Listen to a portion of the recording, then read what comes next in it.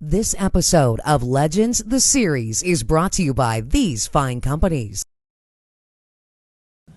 When my crew chief, Dana Kimmel, died, I lost a lot when he died.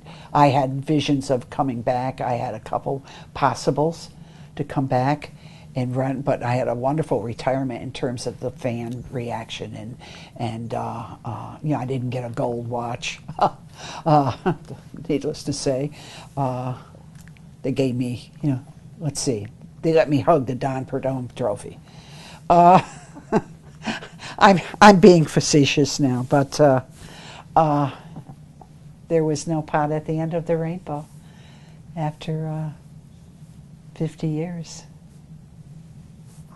But it didn't make me rich by even your wildest dreams, any stretch of the imagination. But it made me very rich in a lot of ways. I wouldn't trade what I did or how I did it for anything.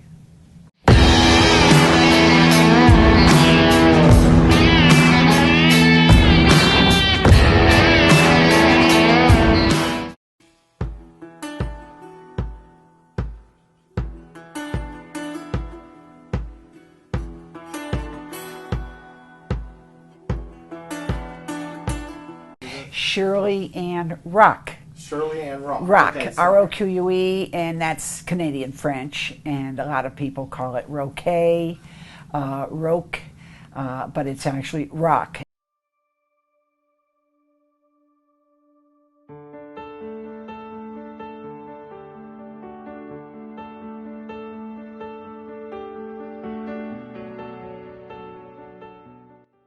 Did you grow up a tomboy? I wasn't really a tomboy because I didn't have what it took to be a tomboy. A lot of strength, a lot of ability, good in sports. I grew up having a mind of my own and not always paying attention, not always sticking to the rule, not always, I'm not going to say playing fair, but I had to be whatever it was that I was. That's what it took. So, how many times growing up did you hear this phrase, Shirley and Rock, your mouth is going to get you in trouble when you get older? When I was young, I wasn't quite as verbal, as I became in later years. It was just a matter of needing to be heard and having to get my point across. And sometimes my voice would level off several octaves higher than what was normal, but that's what got attention. Not that it did me any good. I'm not really sure how many times that happened, but they knew I was there. And I didn't set my goals that high in the beginning. All I wanted was a chance to go out and compete and do what I was doing, which was at that time against the law. And we were street racing. That's pretty much where the real competition was, and we didn't have an arena or a stage to show off our. Not that we had any skill back then, but it was just more or less. I had a bad habit, and I found something that I liked at a very young age.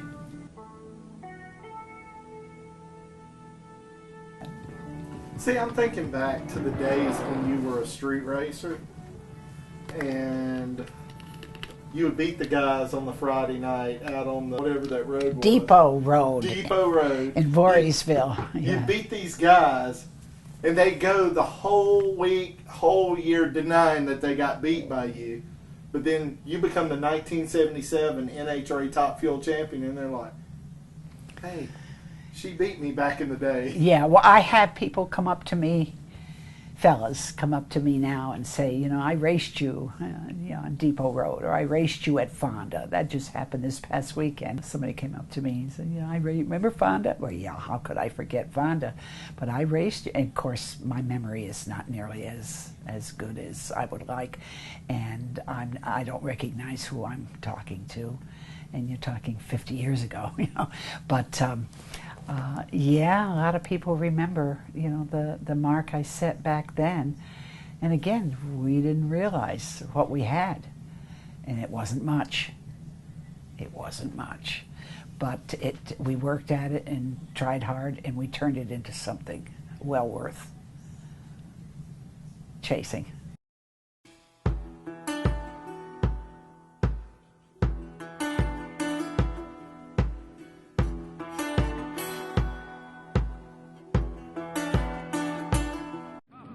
For Shirley Muldowney, the lady dragster driver from Schenectady, New York. But don't anybody go away, because as soon as this pair of competition eliminated... Did you have to be tougher than anybody else to break into drag racing? I didn't realize I would have to be as tough as I turned out to be, but if I hadn't had that attitude and maybe a little bit of a chip on my shoulder, I would have failed. I wouldn't have made the grade, at least the grade I wanted to achieve. Shirley is a bit upset. Are the people that got beat. They have nothing to do with their time. He's kidding himself. He learned a lot by working with me. I had to have, an attitude, if you will. I had to stand my ground. Most of the time, nothing came easy. It was rare that I hit the high note on the first try. And, I had to depend on other people.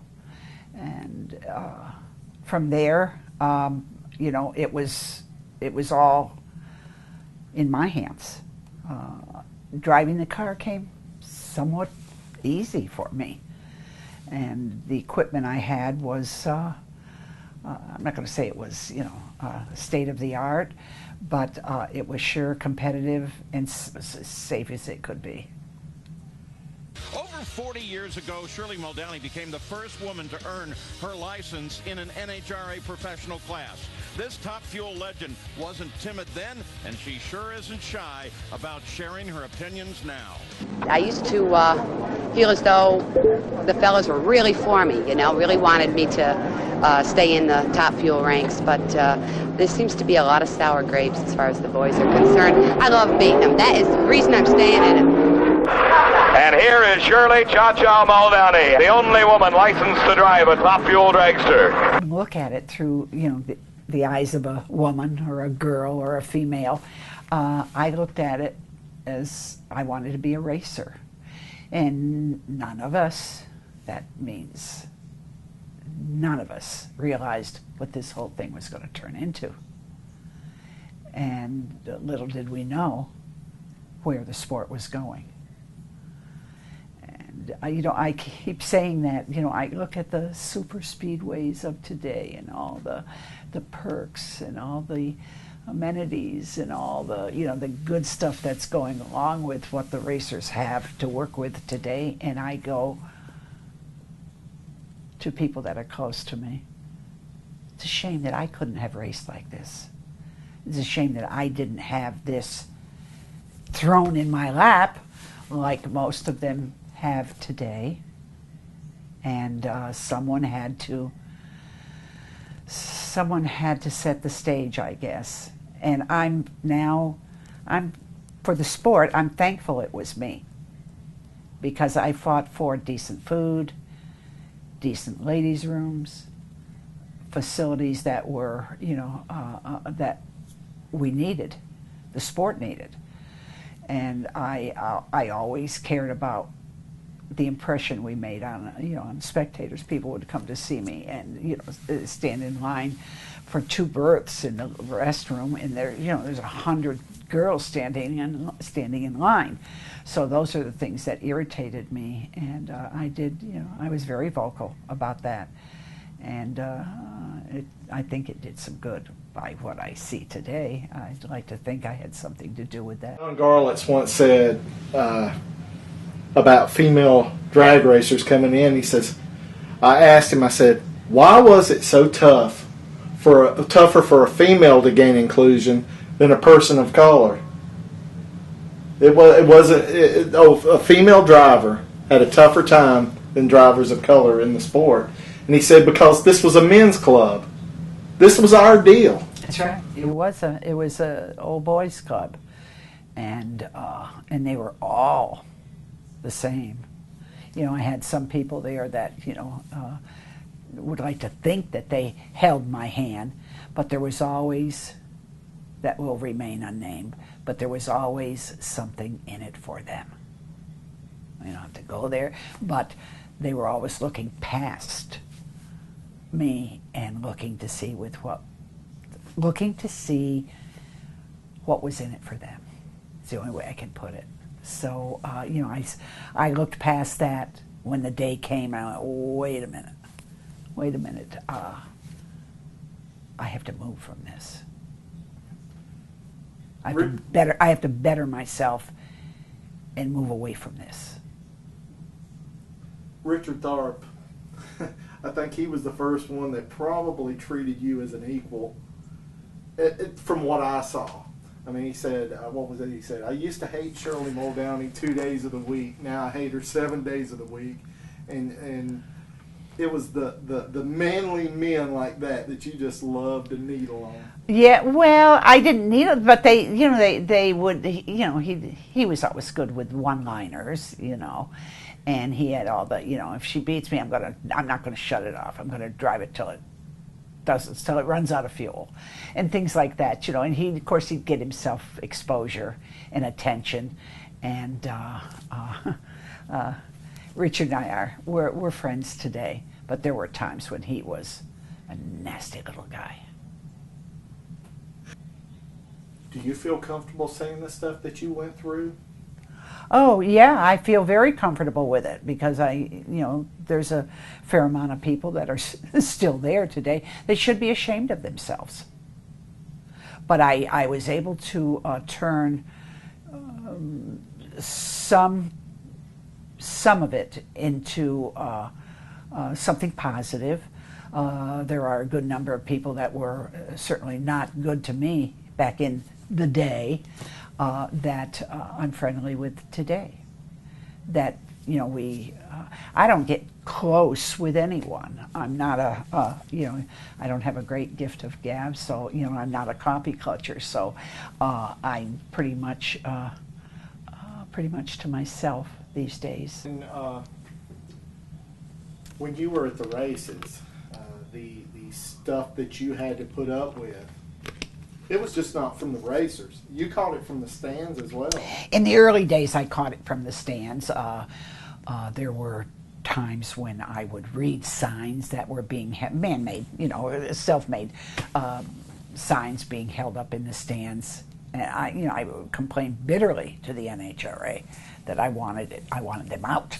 I want them, and of course there were times when they didn't think the way I thought at the time. But show me your boobs, all kinds of things they did, and it was mostly national event. Top fuel eliminator in the near lane from Seattle, Washington, Jerry Ruth. He had his problems in the semifinal round, a bit of controversy arising over the decision there, but we have a race in the final, and it's Jerry Ruth against Shirley Muldowney, the winner of the Spring Nationals. Jerry Ruth, a former world champion, in the finals against Shirley Muldowney. Shirley has to be considered the favorite. She has low elapsed time and top speed. Let's watch. And something goes wrong with Jerry Ruth's car as Shirley Muldowney streaks to the win. Jerry thinks that he had me beat, but I was driving around him.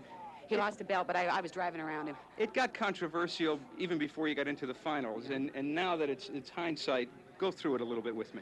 Well, according to the rules, National Hot Rod Association, that once a driver gets one chance and one chance only, and when he or she does not fire, they don't wait a half hour and give him or her another chance. And they didn't realize, through their ignorance, that the madder I got, the better I got.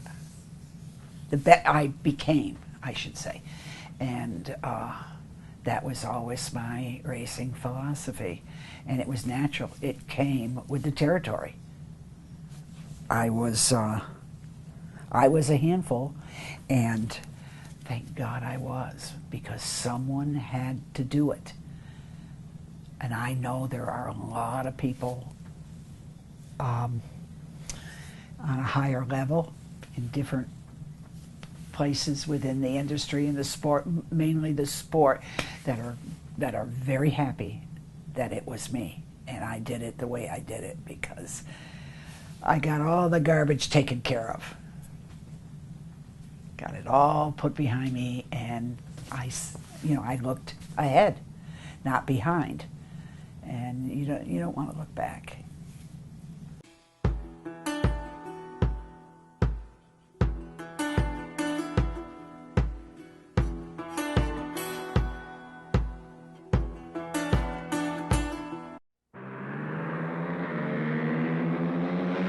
Out on the track, I don't want to be known as a great woman driver, but as a great driver who just happens to be a woman.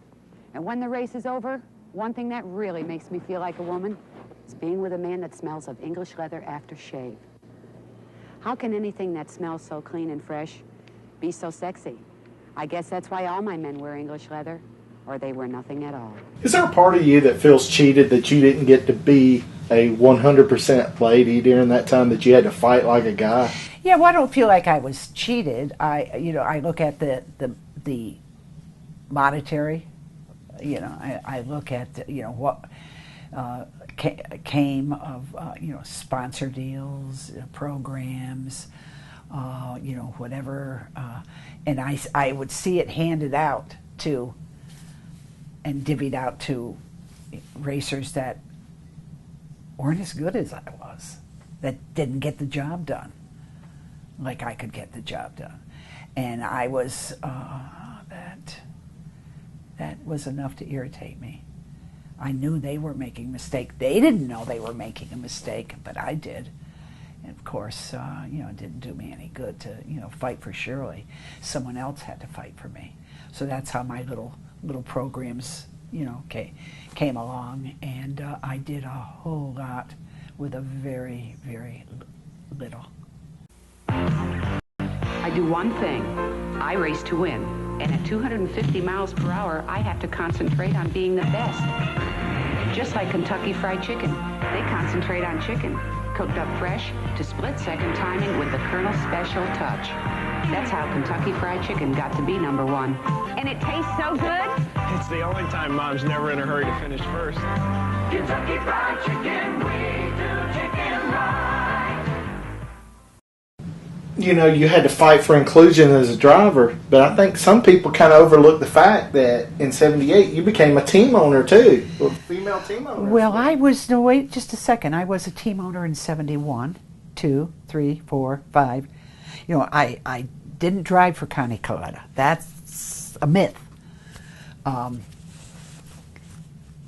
When I met Connie and moved to Michigan and worked out of his little tool-stall garage, which was in the back of his house, he was hard-pressed to get a match race at that time. And it was common knowledge that Connie and I were connected in some way, and the phone started to ring, and all the promoters wanted to book the girl that was putting all the guys on the trailer. And Connie, being Connie, would say, "Yep, she's got that weekend open." Looking at the dates, "Oh yeah, that weekend's open. Okay, it'll be so much money, 3 runs, and if you book her, you got to book me."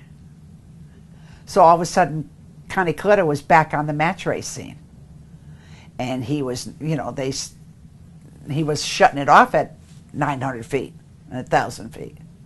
So he he got some recognition, started making a few dollars on the match race circuit, and you know, I also had hired help, and my son was helping me, and it was a 3-man crew, and we'd always pick up a volunteer or somebody or a friend would come along. So it was I was counting my pennies, and I was also paying an employee. So it wasn't I wasn't driving Connie Coletta's cars. He did own the first dragster, but I kept it alive. I fed it parts and fuel and all the expenses that it took to go down the road. Connie always had a free room, free meals. You know, he was there for what became of my program, but I wasn't driving for Connie Coletta. The only time I ever drove for anyone at all outside of myself was for Larry Minor. I drove the Otter Pops car in 1990 for Larry Minor, the potato farmer there from Hemet, California. Larry and I are pretty good friends today. Great guy, great guy.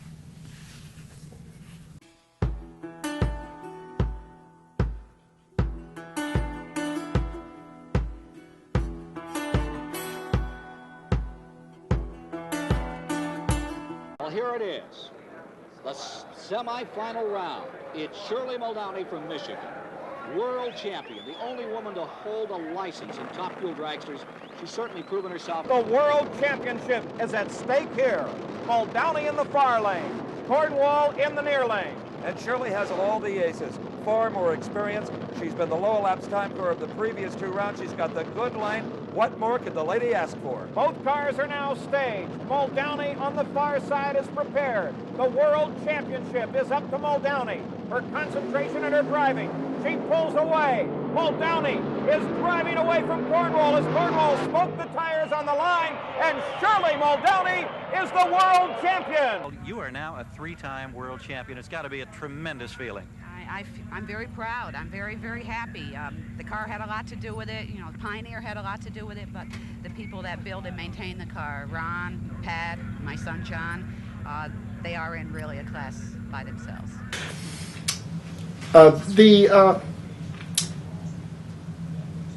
When you won your first championship,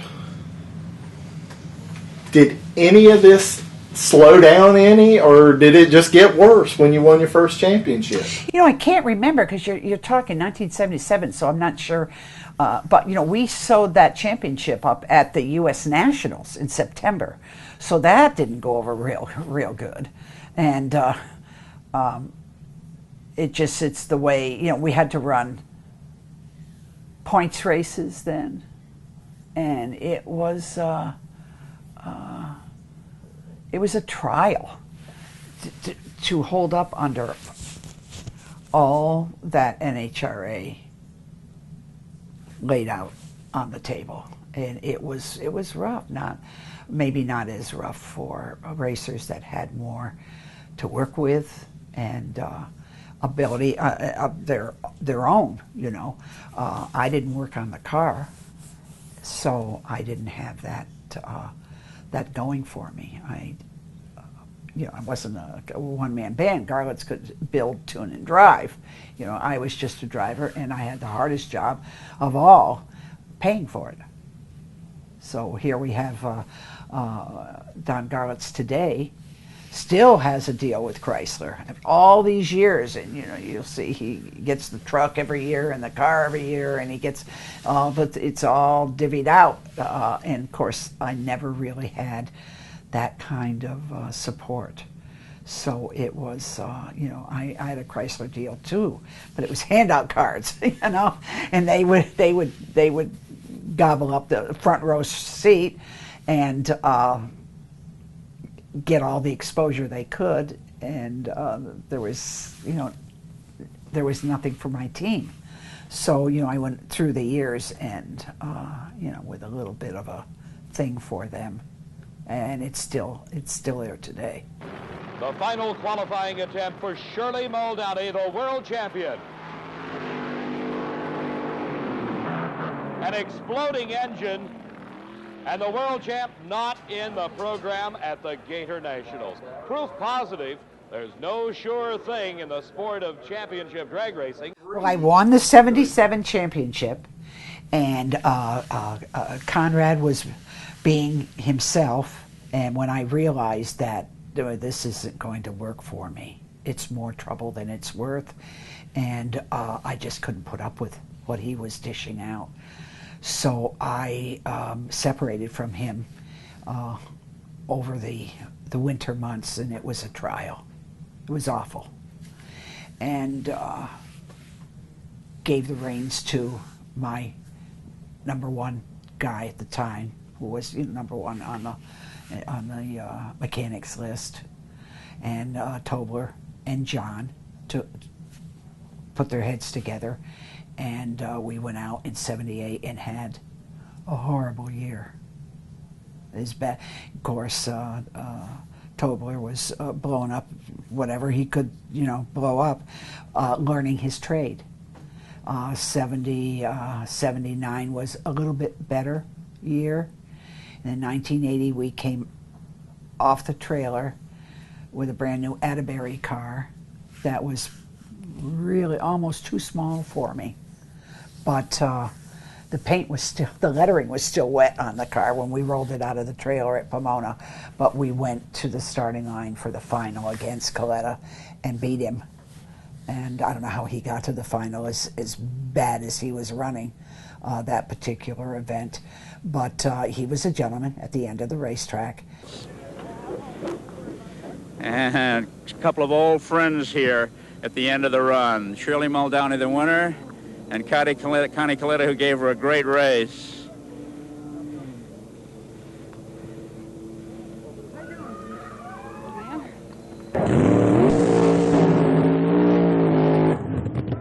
Why did funny cars never click for you? It's nothing. Only tough enough to drive. Oh, I could drive a funny car today. Trust me. You see what's driving funny cars out there? Believe me, I could fall right in line just as nice as anyone else. But I drove them when they were evil, very dangerous.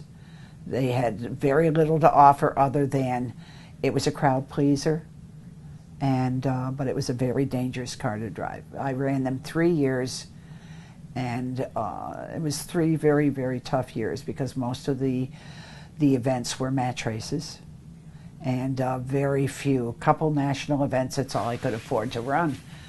And didn't have a lot of help, didn't have a lot of money, didn't have a lot of parts, but I stumbled through 3 years. I did win Rockingham in '71, and so I was the first female to win a funny car national event. Because it wasn't NHRA, they don't want to recognize it, but I was there. I captured the win, and it's in the record books. So go with that.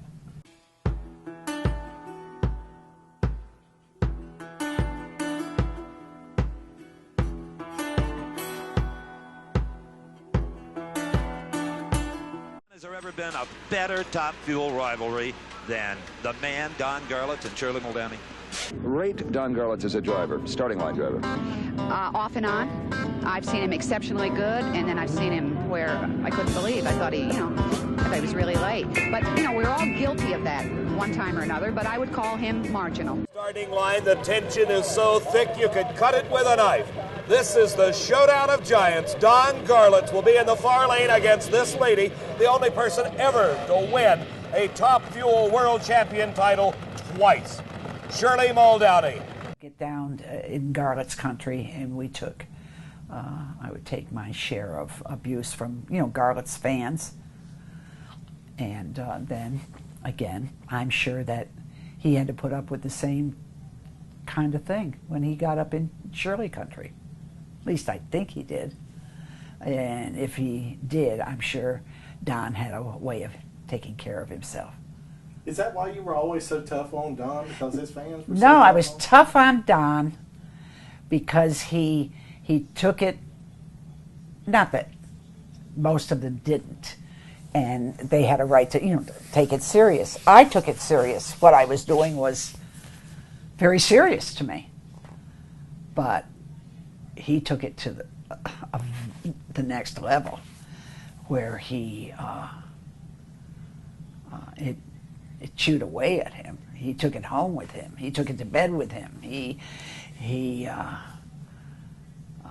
was hard on him to get beat by a girl, and it's just something he wasn't going to stand for.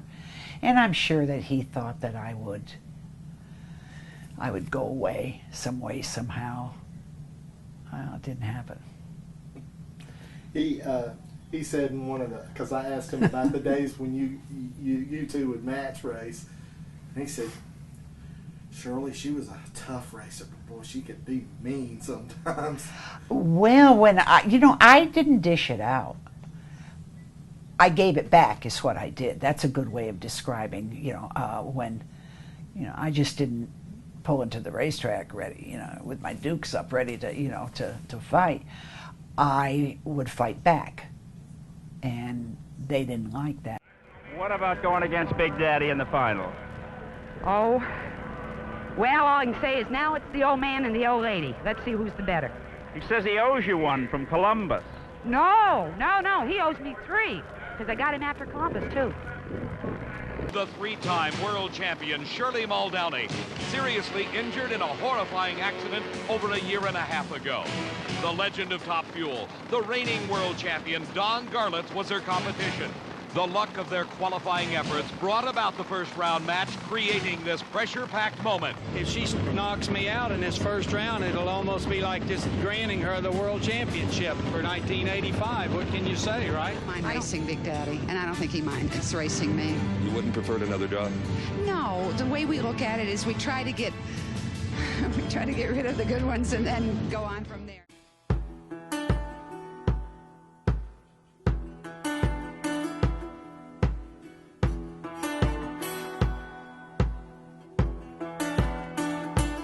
Undoubtedly, the biggest story thus far is the defending Top Fuel champion and 3-time world champion, Shirley Muldowney. On a qualifying run earlier in the event, Shirley ran into problems.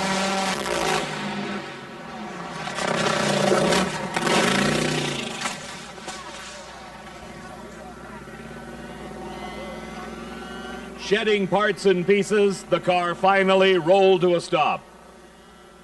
Shirley Muldowney jumped from the cockpit. When you raced Top Fuel, you had some accidents. Did you ever at any time think you were invincible behind the wheel? No, never thought that at all. I've always had great respect for the cars, whether it was Wednesday night at Baton Rouge or Sunday at Indy. I always took a lot of care with my safety equipment, and I never took chances. I always had a lot of faith in my ability, and when things weren't 100%, I was willing to shut it off and, come around again for another try, if you will. When you say accidents, I had a couple scrapes, lost a rear wheel at the Pop Hot Rod race, and went off the right lane over alongside the guardrail and was able to capture it and bring it back, and so well that we went on to win with some borrowed front end pieces from Don Garlits, went on to win the event. I ran in '83, the only other time, in '83 on a qualifying pass at Indy. In '83, I went through the lights and I ran over a weight bar that was laying in the middle of the racetrack.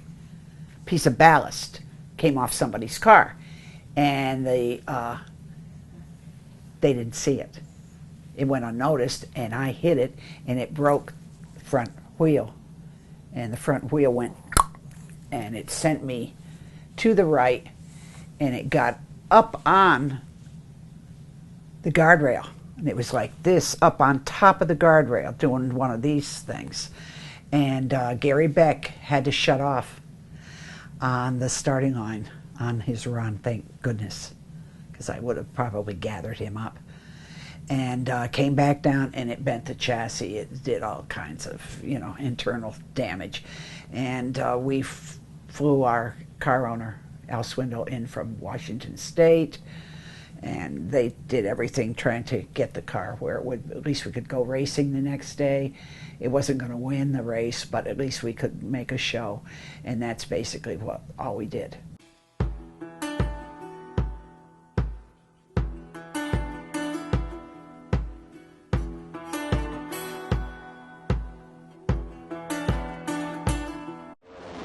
It was at the Grand Nationals in Montreal, June of '84, that Shirley suffered a devastating crash. Massive injuries were involved in a crash at over 245 miles per hour on a qualifying run. A front tire came off the wheel, wrapped up in the steering, causing the car to turn hard left. Nothing Shirley could do. Notice the engine in the upper right of your screen. Shirley was terribly hurt. The three-time Winston champion suffering badly mangled legs and feet in the crash. Next year in Montreal, now this is the third time I managed to, because of a front tire failure, and keep in mind Goodyear did not have a front tire effort in Top Fuel, never did. Rear tires, but they never had a front tire. We ran on foreign motorcycle tires, and it carried a tube. Well, the tube went flat in the left lane, and it wrapped around the spindle. I watched it, and the front end became very heavy. So heavy that I was asking myself, so briefly, do I go for the chutes? I thought that, so I did. I went for the chutes, came back to the wheel, and it was so heavy, and it just took the wheel, and when it did, it took this thumb off. Of course, it went right to, and the front wheels went, and it went off at a 90. It did one of these, it went off, and it impacted into an embankment, and the car disintegrated. And it did,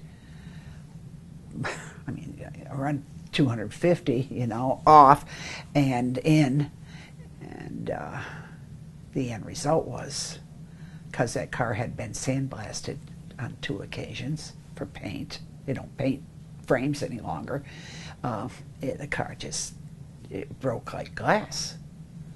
And I went about 300 feet in what was left of the cage, and my legs were out. There was no guardrail.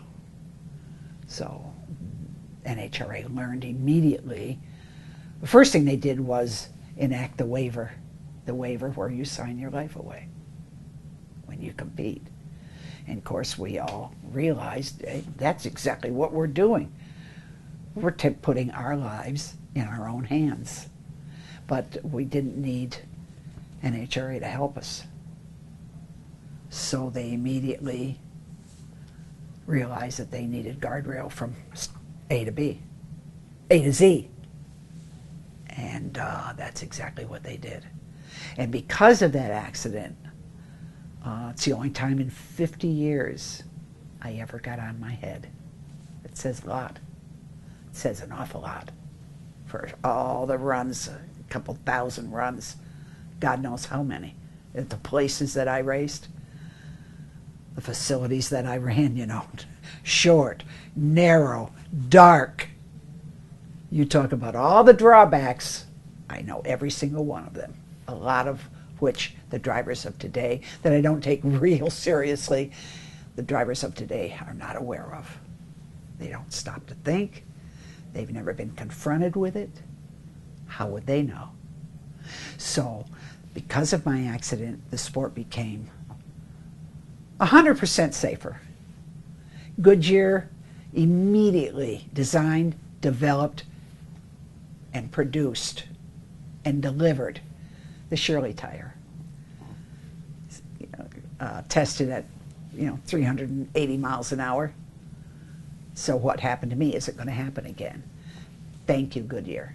They will always be my favorite manufacturer, vendor, distributor, sponsor. They're the best the sport has. I was out. When that hit so hard, I can't even describe to you, that initial hit. And it hit boom, boom, and I was out. When I woke up, I was on my right side, and I looked, and it was blue sky.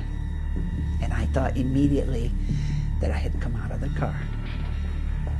That I had come out of the car. Well, I was still strapped in 5 ways, but there was no car left. It was broke off at my top of my dive. And then the pain set in.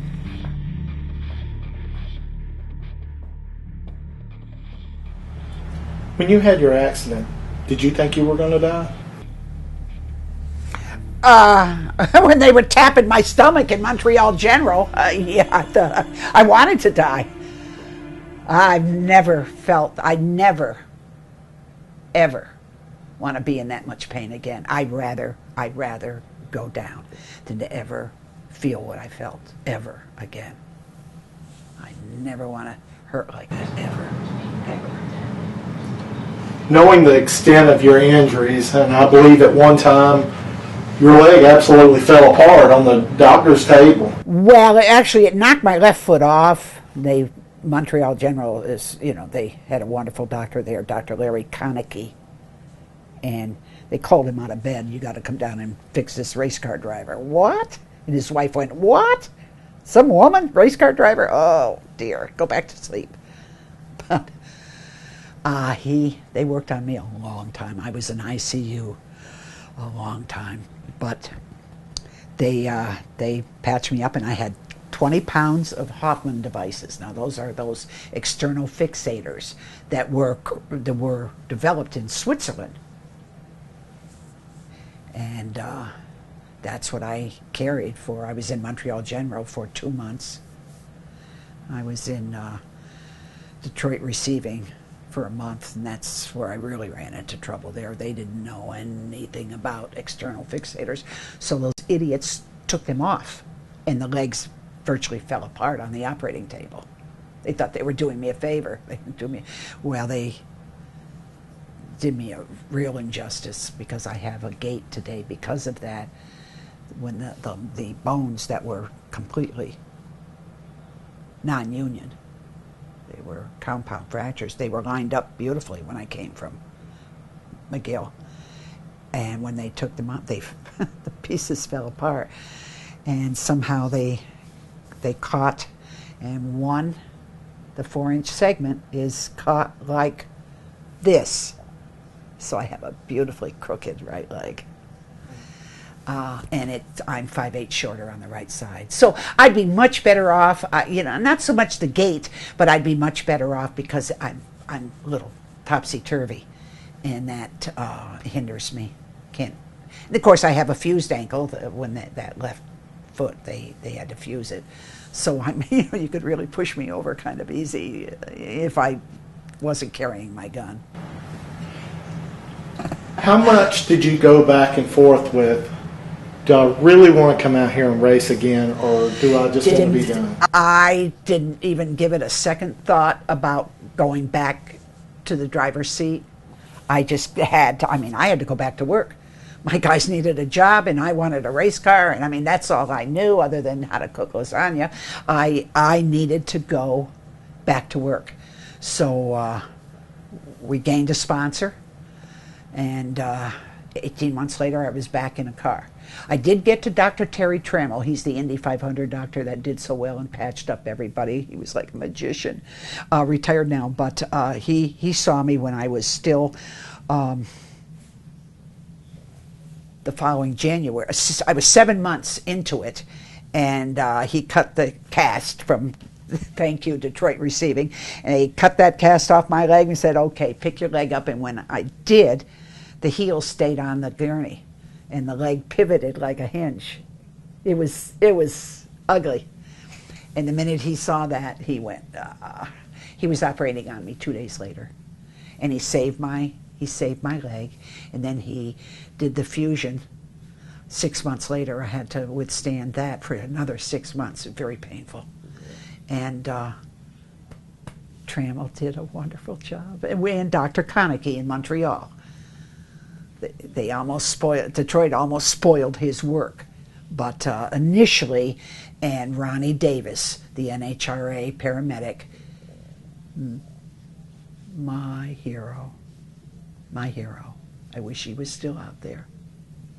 I remember seeing the video of you at Phoenix the first time you fired the car. Yeah, I was being a snot. Yeah, I just, I always liked the cars at an idle.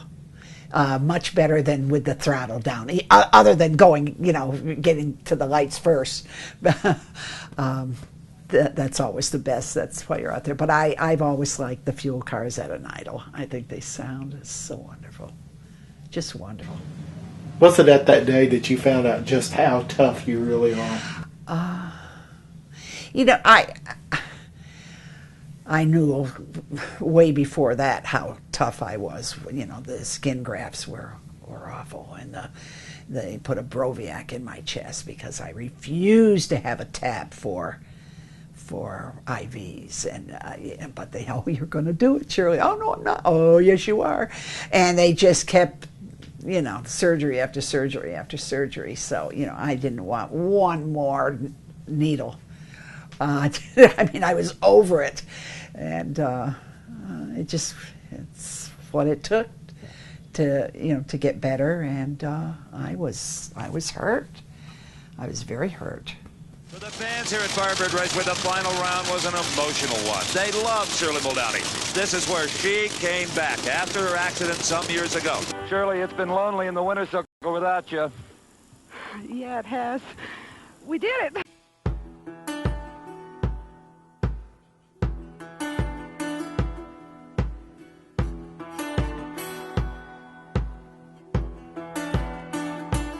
I think it's a male sport. It's not a male sport. It's just that, I'm a race car driver. I just happen to be a woman, that's all. Doesn't make any difference. And it used to be a thing with me. I just love to get to the boys. I just love the tantrums they throw, and they kick their cars and beat their cars with their helmets, and it's great. I like it. Well, I think I'm a good person. I care about the other guy. I care about people. They don't have to be anything special, any special color, or any special. I care about people. I really do. I've spent my entire life, most of my adult life, trying to make up for, mistakes that I made. But that was then, this is now.